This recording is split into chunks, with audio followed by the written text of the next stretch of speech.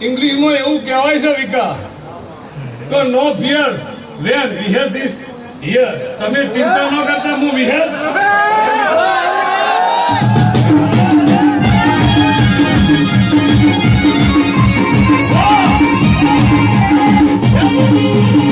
રાજુ. એનો મતલબ એ થાય કે તમે ચિંતા ન કરતા, ધમશી હું હોય છું. કેમ આવ્યો પેજા